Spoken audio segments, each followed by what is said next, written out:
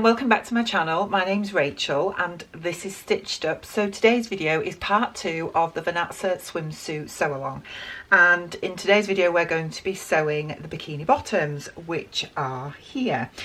Now, there's been a little bit of a delay before this video has been uploaded, and the reason for that was because I filmed the sew along and then when I came to edit it there was a few corrupted files, which meant I've had to make the bikini bottoms again and refilm.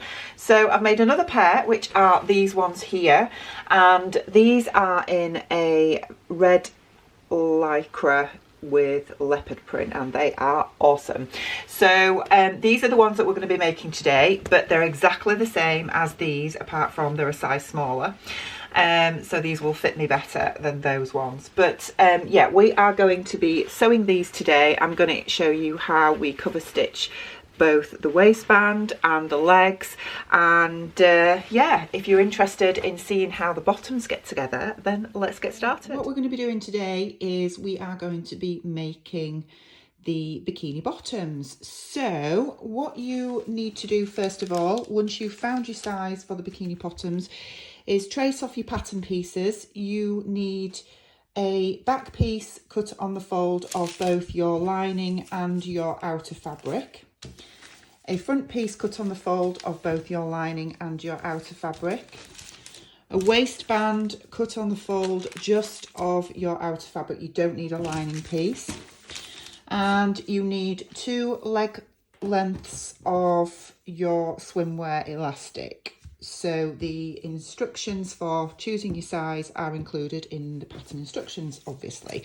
The fabric that I've chosen this time is this lovely pink leopard that I got from Walton's. It's the same type of fabric, it's just a lycra fabric with a you know, a 4-way stretch, which is exactly what you need.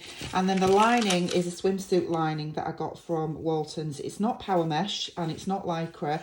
You can see it's quite see-through, but it's a proper swimsuit lining, and this was cheaper than getting lycra or power mesh. I think this was about £3 a metre. So they showed this to me and said get this instead of power mesh, it's a lot cheaper, so that's why I bought that. So I don't know exactly what it's called, but there you go.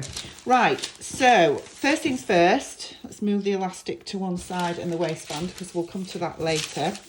What we're going to be doing first is putting your front and back bikini bottom pieces right sides together, and then we're going to pin both side seams and the crotch seam of the bikini bottoms of both the outer fabric and the lining.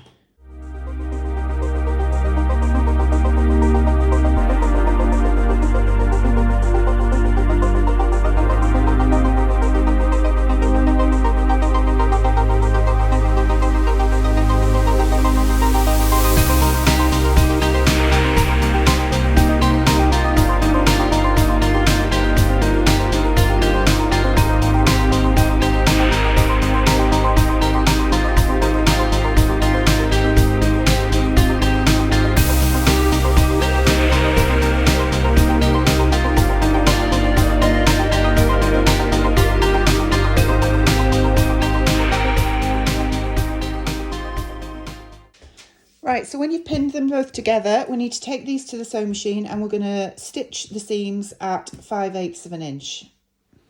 Right then, so we're now going to be sewing the side seams and the crotch of the bikini bottoms.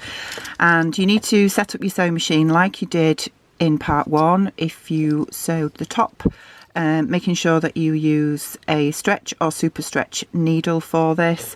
And I have set up the narrow zigzag stitch at a 1.2mm width by 1.5mm length.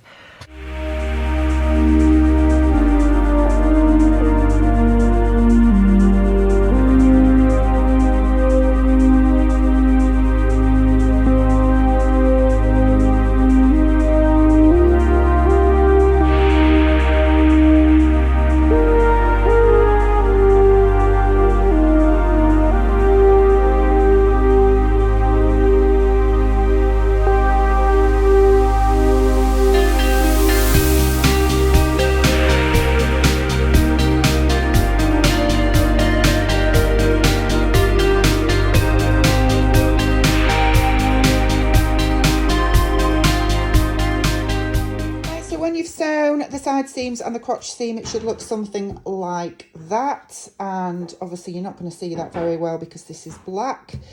So the next thing we need to do is exactly the same with the waistband. We are now going to fold it right sides together, pin along that edge and sew at 5/8 of an inch.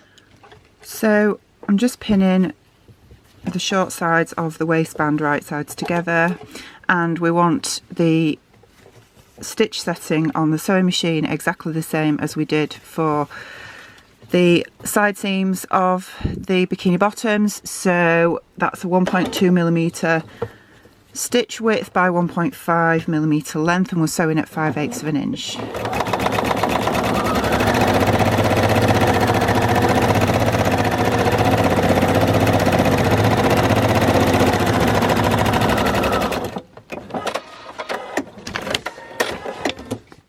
Right, so when you've sewn the short ends of the waistband together, you need to turn it right side out, and then we're going to fold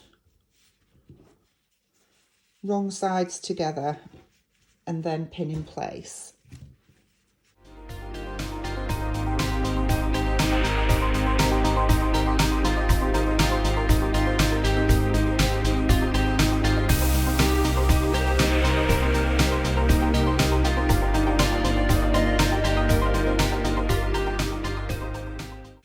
Okay, so you should end up with something that looks like that.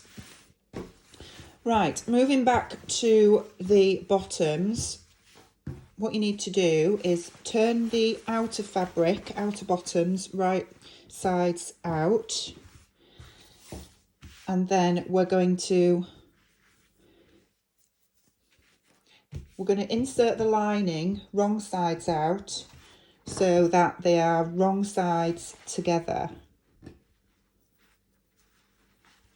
And then we're going to pin along the top of the waistband,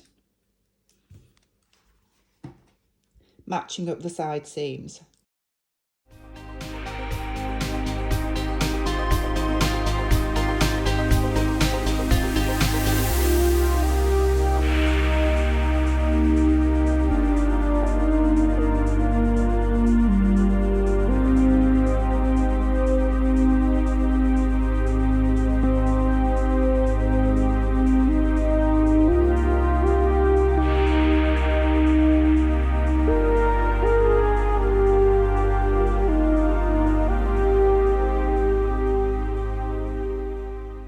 Right, so once you've got the lining and the outer fabric pinned together around the waistband, we're next going to attach the waistband to the top of the bikini bottoms. Now, I like to put the seam of the waistband in the centre of the back bikini bottoms, but you can do it to the side if you want. It's whatever you like, really.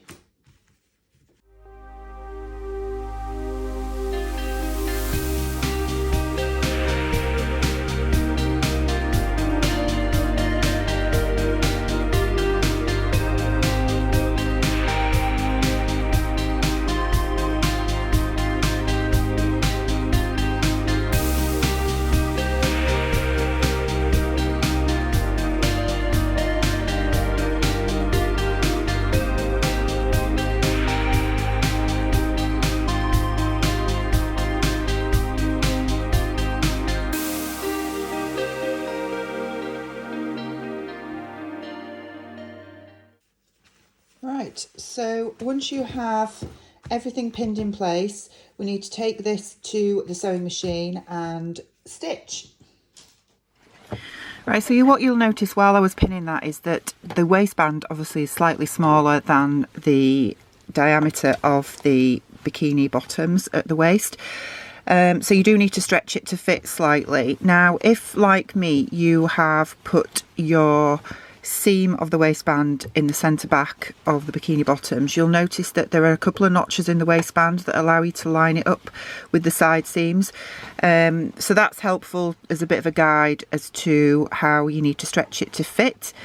And then what we're going to do now is we're going to sew this on the sewing machine. Well, you've got a couple of options. You can either run it through your overlocker if you are going to be top stitching, or you can just sew it at 5/8 of an inch on your sewing machine with a small zigzag stitch at 1.2mm width by 1.5mm length, and then cover stitch it to finish it off. But we're going to sew this first through all 4 layers, and you just need to make sure that you get all 4 layers caught, because it's very easy here for things to slip about. So I'm going to start at the centre back and work our way around.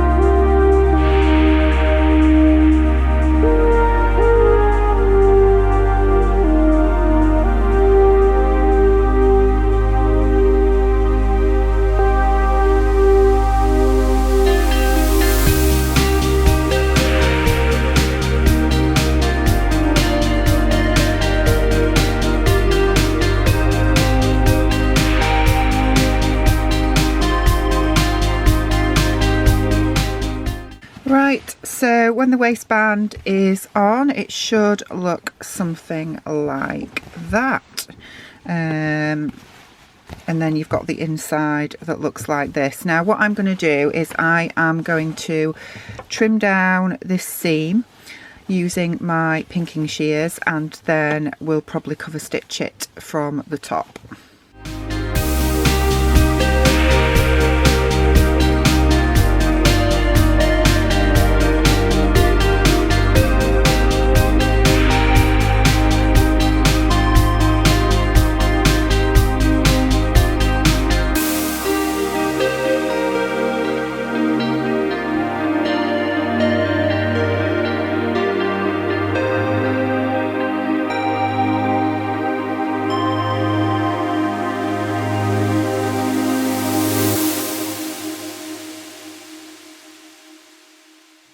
So when you stitch the waistband on, it should look something like that. I have just pinked the seam allowance and trimmed it down inside so that that'll be ready for cover stitching.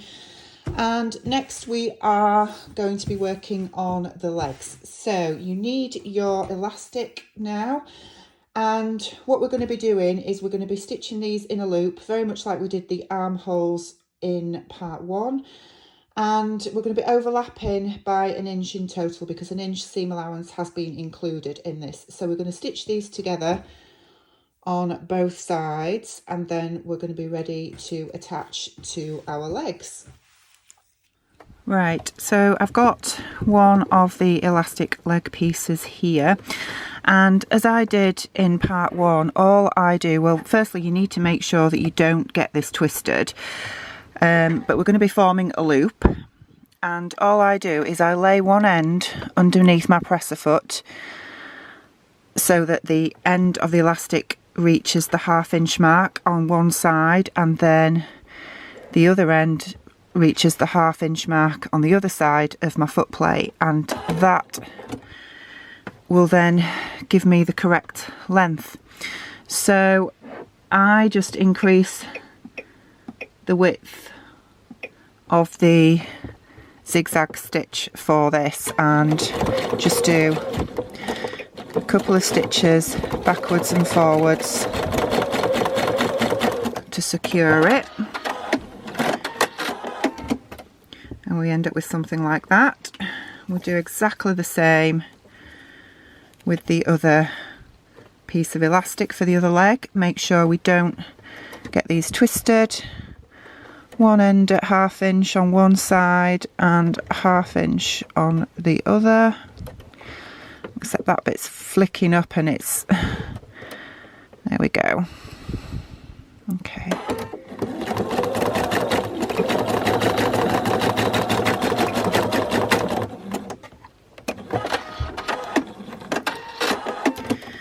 There we go, and that's that stitched too. So now we need to attach the elastic and stretch to fit around the leg holes. What I like to do first is I like to just pin the lining to the outer fabric. You can pin it or you can baste it if you want to.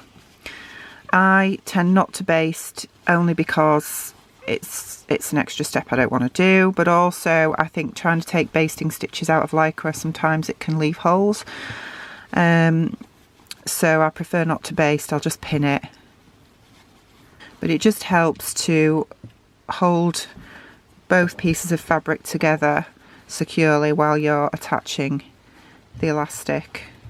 Alright, so that's one of the legs pinned, and we'll just do exactly the same with the other leg. There we go, and there's the other one. So we're now ready to, hopefully you can see that there, we're now ready to attach our elastic loops. So all we're going to do first is we're going to quarter the elastic like we did with the armholes, and you can either use pins or you can mark it with a marking tool. I'm just going to use pins this time. Right, so we need to pin the elastic 1/2 inch from the outside edge of the fabric. So you can use a seam gauge to help you with this if you want. I've got one here, so we're roughly about there.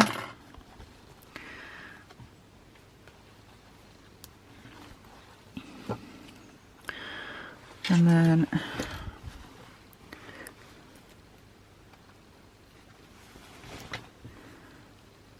again, we just measure that about there. Take that one out now.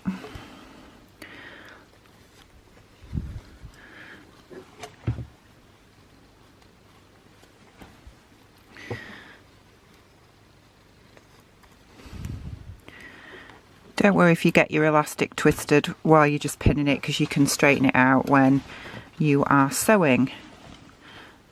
And that last one wants to go about there.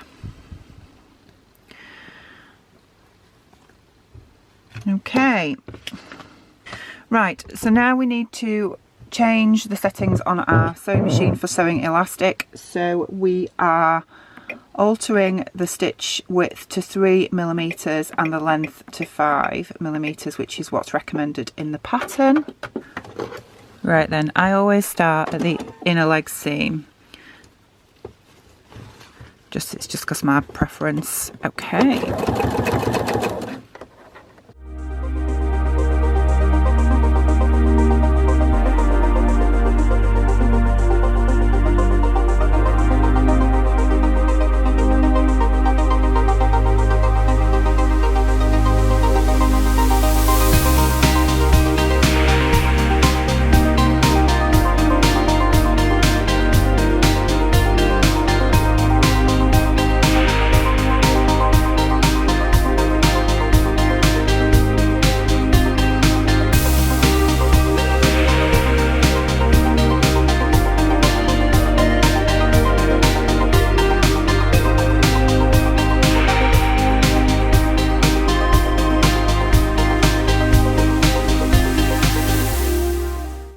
Right, so there is one side in. We're going to repeat that for the other side. Right, so when you've done, you should have something that looks like this from the outside and like that from the inside. Now you have two options here. You can either turn over and cover stitch like I'm going to do, or you can run this through the overlocker first and get rid of that edge, turn over and then top stitch on your sewing machine if you don't have a cover stitch. As I'm going to be cover stitching these, I am going to trim this seam allowance down first with my pinking shears so that I can then cover stitch it and it gets rid of a lot of that seam allowance. I've trimmed down those seam allowances. Now what we're going to do is just turn it over and pin, and then we can take it to the cover stitch in my case and cover stitch our seams on the legs and also along the waistband.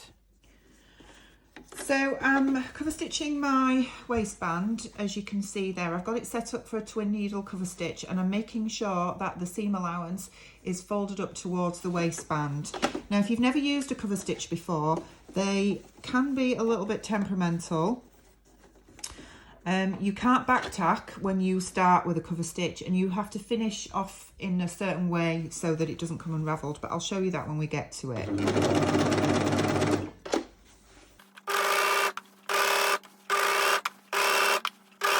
Right, so I'm almost at the beginning now, and you'll see my two thread tails at the top of, on the right side of the fabric, and then I've got one on the underside. What I tend to do is I'll just sort that bit out. There we go. I tend to snip off the thread tails from the top because we're going to be stitching over those.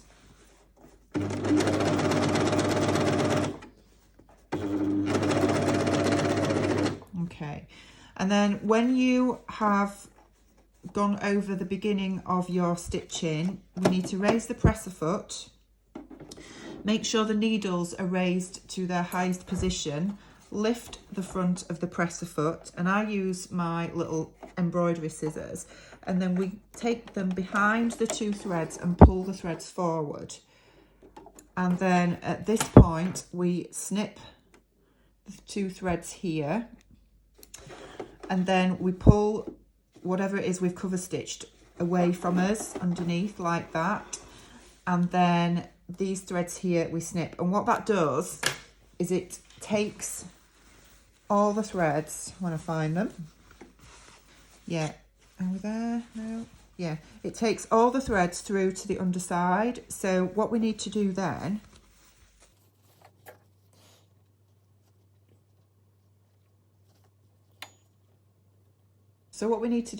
is just tie those threads in a knot to secure the stitching, and then snip. And there we have our cover stitched waistband. Okay, so just take that off. We're going to carry on doing the same around the legs now.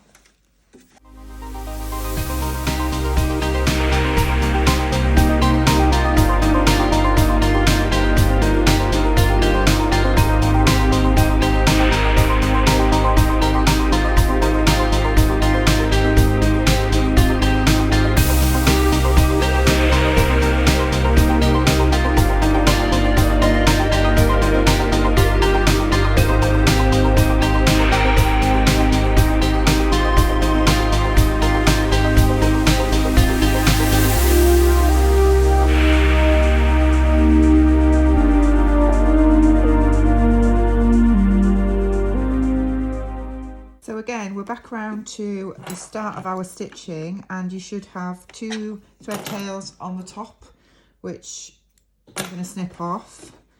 And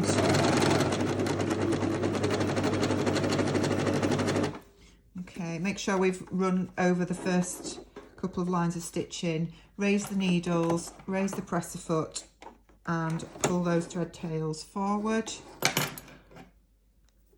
Cut the thread tails and then pull to the back, and then you can cut again. and that way it takes all the thread tails underneath to the wrong side of the stitching, where you can then tie off and secure.